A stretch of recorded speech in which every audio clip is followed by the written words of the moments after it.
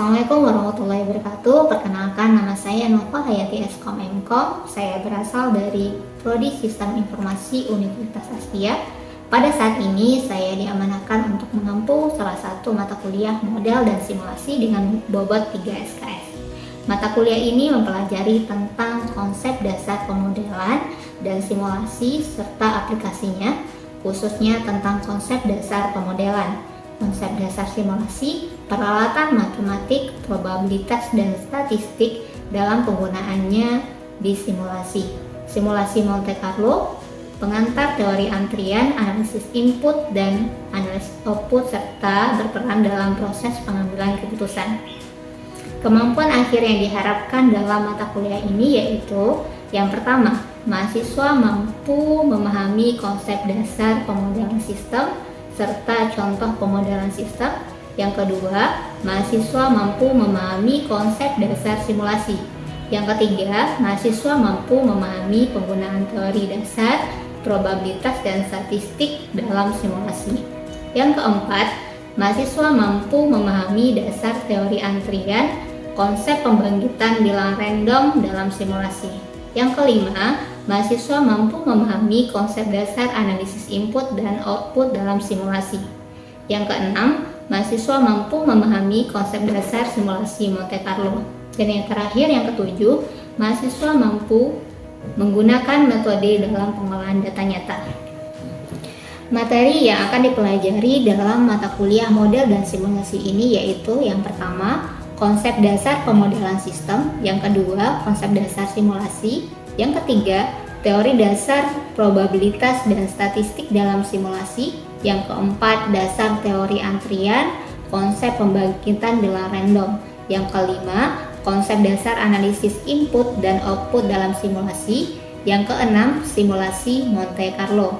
Sistem pembelajaran yang dilakukan dalam mata kuliah model dan simulasi ini yaitu: di pertemuan pertama pembelajaran mata kuliah ini saya akan menjelaskan mengenai kontrak kuliah yang berisi tata tertib perkuliahan selama 1 semester, dan RPS, capaian pembelajaran dan materi yang akan dibahas, tata cara penilaian, serta pendahuluan perkuliahan.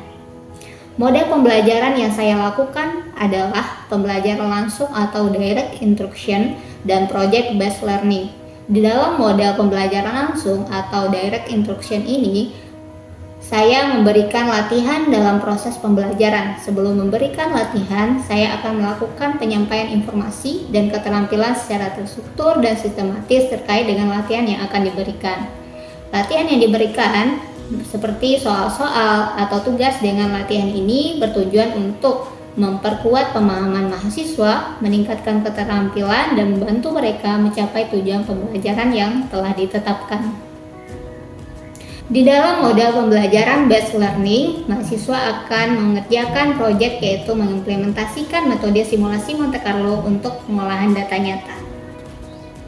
Untuk evaluasi pembelajaran, saya menerapkan pendekatan formatif dan sumatif. Evaluasi formatif dilakukan melalui kuis, latihan, tugas, dan refleksi diri. Sedangkan evaluasi sumatif dilakukan melalui UTS, UAS, dan presentasi proyek yang telah dibuat oleh mahasiswa. Bobot penilaian yang dilakukan yaitu ada beberapa: tugas atau latihan atau proyek itu 20%, yang kedua kuis itu 10%, yang ketiga UTS 25%, UAS 35%, keaktifan, kehadiran, dan akhlak itu 10%, dan totalnya adalah 100%.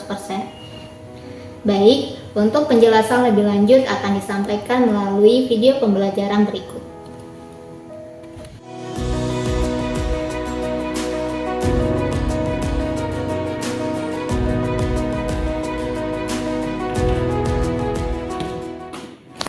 Baik, bismillah. Assalamualaikum warahmatullahi wabarakatuh. Waalaikumsalam warahmatullahi wabarakatuh. Apa kabar? Alhamdulillah, luar biasa, tetap semangat. Allahu Akbar. Silakan dibuka kelasnya. Sebelum mulai kuliah ini, lebih kita doa mulai. Bismillahirrahmanirrahim.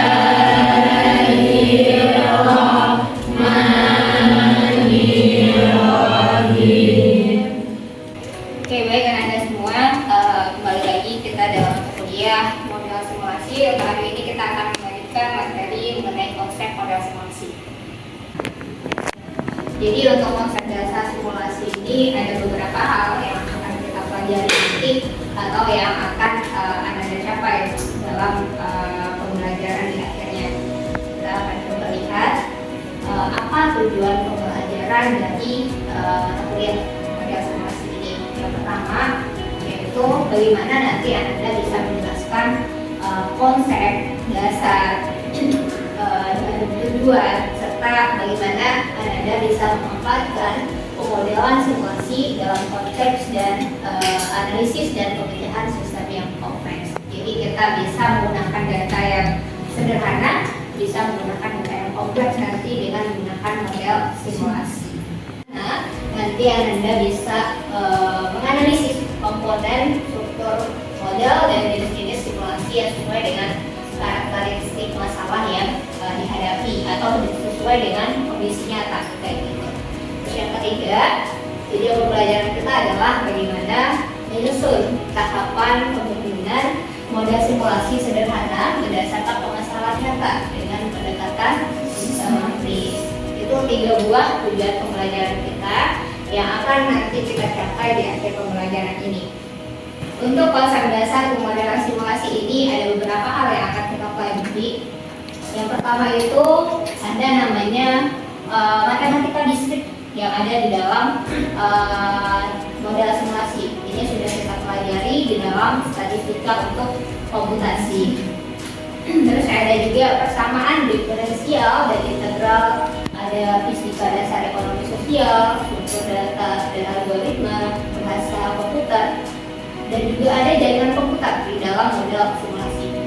Terus ada sistem informasi manajemennya juga, dan RPA atau rekayasa perangkat lunak, sistem waktu nyata atau real time, dan yang terakhir yaitu yang ada dalam pemodelan simulasi adalah grafik dan animasi komputer.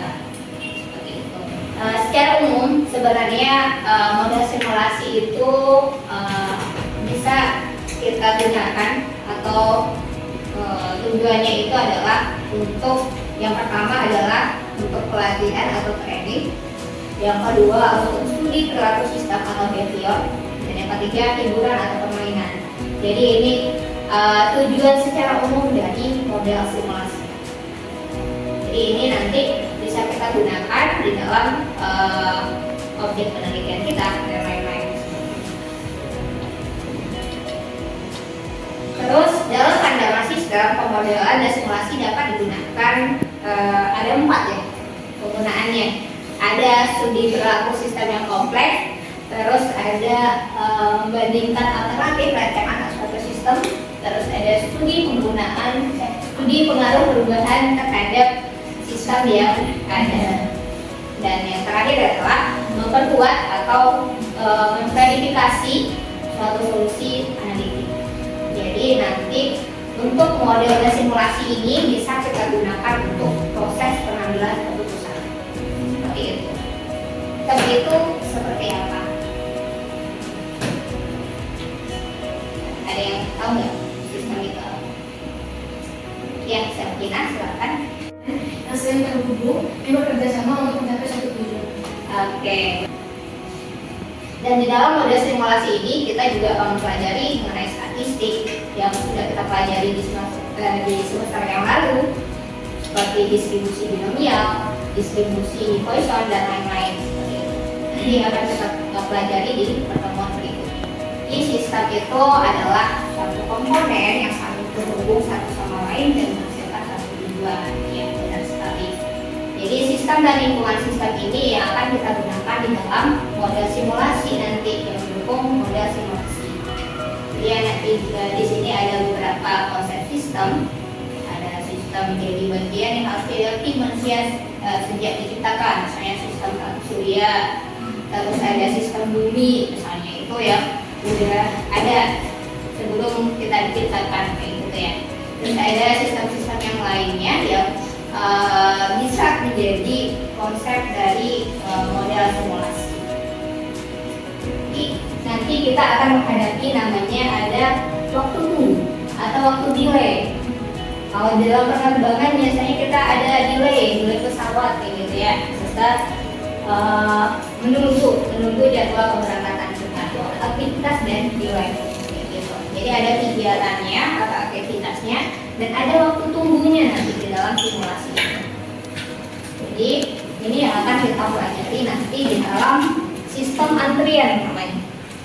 Misalnya kalau Anda ke swalayan itu biasanya ada antrian gitu ya, atau ke rumah sakit atau ke bank misalnya. Dan kita masuk ke ukuran kinerja dari sistem. Untuk kinerja dari sistem ini ada ukurannya, ada aliran waktu, ada utilisasi atau manfaatnya seperti apa, terus ada nilai waktu, waktu tunggu, rata-rata aliran, tingkat antrian, produksi dan variansi. Di dalam pengambilan keputusan itu ada variabel-variabel yang harus kita perhatikan. Di sini ada variabel keputusan, ada variabel respon, terus ada variabel set. Selanjutnya, ada yang bisa membantu ibu baca katalog ini tidak? Silakan Rompah. Variabel sistem. Sistemnya yang pertama yaitu ATM, di mana entitasnya itu nasabah, sumbernya yaitu mesin ATM, atributnya jumlah uang yang diambil, dan aktivitasnya yaitu pengeluaran uang, kontrolnya yaitu status mesin seperti rusak atau sibuk atau panjang antrian, kejadiannya yaitu kedatangan dan keluarnya nasabah. Oke, baik. Terima kasih yang disampaikan oleh Prof. tadi ya. Jadi ini sistem yang bisa kita gunakan dalam model simulasi. Jadi tidak waktu itu atau perubahan waktu tidak mempengaruhi terhadap model statis ini. Gitu.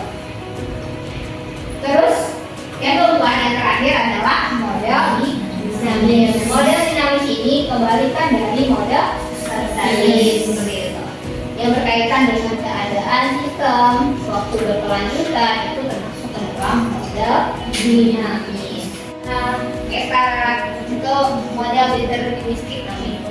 Kita menentukan situasi yang sudah pasti ada. Ya, misalnya kalau di dalam contoh dunia nyatanya itu seperti Gmap ya, Google Map. Itu kan sudah ada contohnya dari peta ya. Seperti itu. Dan di dalam model simulasi ini banyak metode-metode yang akan kita gunakan. Tapi untuk lebih kita fokus, kita akan mempelajari beberapa metode saja untuk menentukan model simulasi ini. Jadi kalau di sini Ibu akan jelaskan beberapa. Untuk jenis model itu ada model stokastik atau di sini model stokastik adalah bagaimana mencakup distribusi kemungkinan untuk input memberikan serangkaian nilai dari sekurang-kurangnya satu variabel. Jadi satu variabel input, satu variabel output.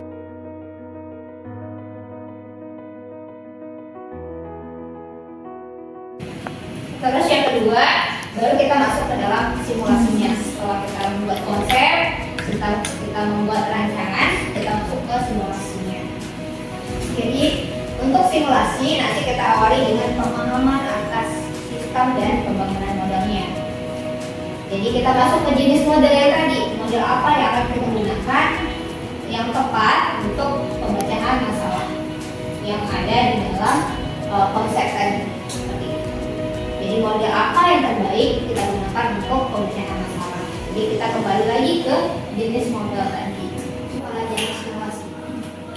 Di sini ada mengurangi biaya, mengurangi waktu, tenaga, dan memberikan kapabilitas atau akurasi. Ketika kita misalnya melakukan simulasi, kita akan menerka, kita akan membuatkan rancangan awal sebelum kita implementasikan. Jadi ketika rancangan awal itu masih ada kekurangan sebelum diimplementasi, maka kita akan bisa melakukan perbaikan terlebih dahulu sebelum melakukan implementasi nyata. Jadi untuk simulasi itu digunakan ketika suatu keputusan operasional sedang dibuat. Jadi ketika ada keputusan yang operasional atau setiap hari akan dilakukan, kita akan butuh yang namanya simulasi. Terus proses yang sedang dianalisa mudah digambarkan dan berulang. Ya. Terus peristiwa dan aktivitas memperlihatkan beberapa interdependensi atau variabilitas. Terus ketika biaya itu berdampak kepada keputusan. Jadi kalau biayanya besar, maka simulasi lah yang akan dilakukan sebelum diimplementasikan. Ketika diimplementasikan ternyata ada kekurangan dan butuh biaya yang banyak untuk melakukan perancangan ulang, maka disinilah fungsi simulasi itu digunakan. Kesalahan itu bisa diselesaikan dengan penyelesaian analisis saja, tanpa ada perhitungan, tanpa adanya operasional tadi ya. Jadi itu kenapa kapan simulasi tidak digunakan. Jadi kalau ada terjadi seperti itu, kita bisa menggunakan analisis saja. Terus yang kedua, permasalahan bisa diselesaikan dengan akal sehat. Jadi kalau berpikir aja udah selesai masalahnya, nggak perlu simulasi lagi, gitu ya. Terus permasalahan lebih mudah jika dilakukan dengan eksperimen, misalnya seperti itu. Pembiayaan daripada implementasi langsung. Kebalikan dari yang tadi ya. Kalau yang tadi ketika diimplementasikan biayanya lebih mahal sebelum implementasi karena perbaikannya ada. Tetapi ketika kapan simulasi tidak digunakan, ketika biaya simulasinya lebih besar daripada anggarannya, itu tidak perlu menggunakan simulasi. Terus misalnya ada juga waktunya terlalu banyak atau waktunya terlalu lama untuk kita jadikan implementasi, itu kapan simulasi tidak digunakan. Oke, mungkin itu materi kita mengenai teori ya, teori untuk model simulasi. Nanti kita akan masuk ke latihan. Sebelum kita masuk ke latihan, ada yang mau ditanyakan terlebih dahulu? Ya, silakan Ima. Bu, mau izin bertanya Bu, Ya. Seperti apa sih contoh dari simulasi? Oke, baik. Terima kasih kepada Ima pertanyaannya. Tadi pertanyaannya tentang contoh simulasi ya, seperti apa dari contoh simulasi. Oke, dari Ananda ada yang bisa membantu menjawab tentang contoh simulasi? Ya, silakan Nabila.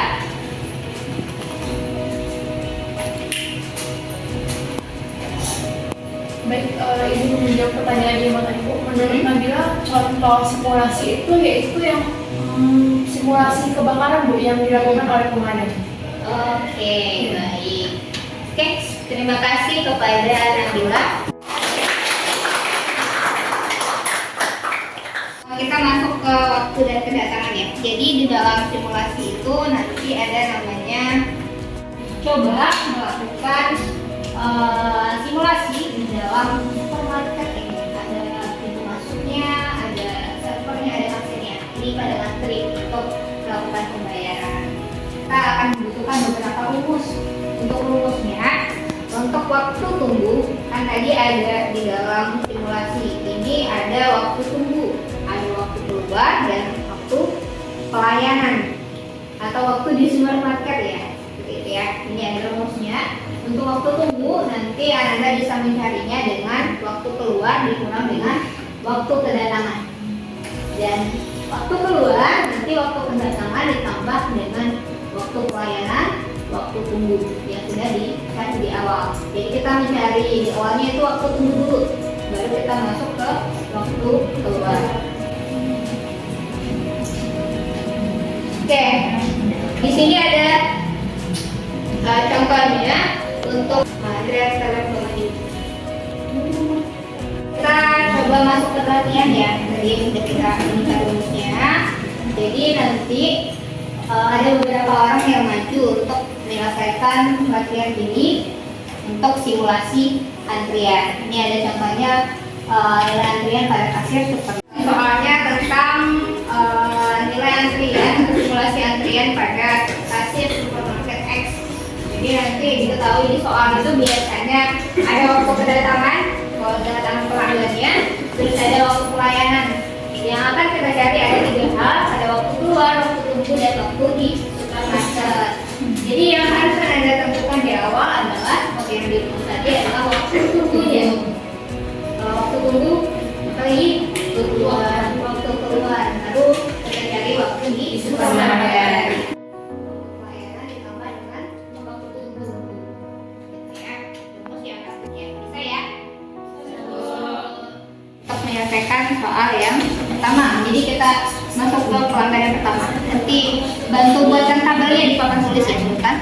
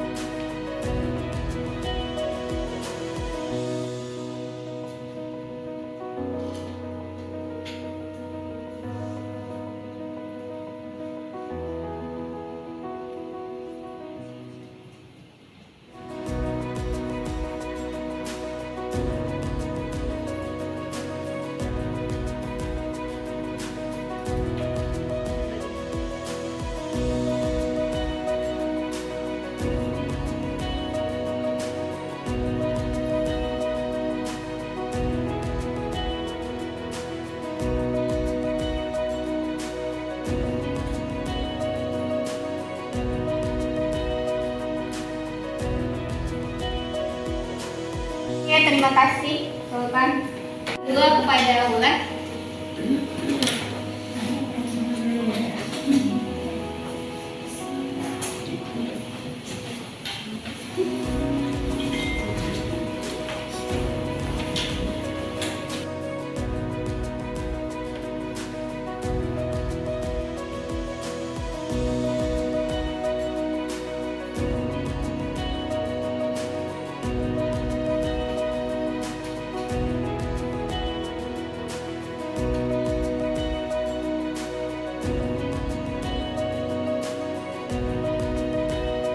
Kasih kepada Wulan. Ya, seperti itu ya untuk ketika kita mencari simulasi antrian dengan menggunakan pertanyaan jawaban pertanyaan berikutnya kan benar seperti itu. Dan hasil akhirnya adalah dan nanti ketika sudah selesai kita jawab semuanya akan dapat hasil seperti ini. Baik Anda semua, mungkin itu untuk materi kita hari ini mengenai konsep model dan simulasi. Yang kita pelajari hari ini ada beberapa hal, yaitu tentang bagaimana konsep dari model simulasi, terus apa tujuan model simulasi, dan yang terakhir tadi adalah bagaimana kita menyelesaikan soal dari simulasi antrian. Dan insya Allah di minggu besok kita akan lanjutkan mengenai pembahasan kita yang selanjutnya, yaitu mengenai distribusi binomial. Oke, mungkin itu materi kita hari ini. Mudah-mudahan Anda paham dengan apa yang Ibu sampaikan tadi ya. Oke, ada pertanyaan lagi? Oke, baik. Terima kasih. Oke, silakan ditutup perkuliahannya. Untuk mengakhiri kuliah ini, kita baca hamdalah dan doa majelis.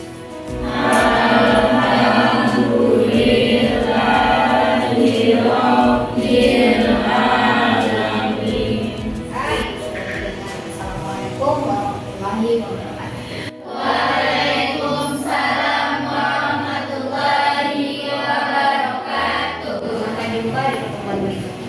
Dengan Ibu.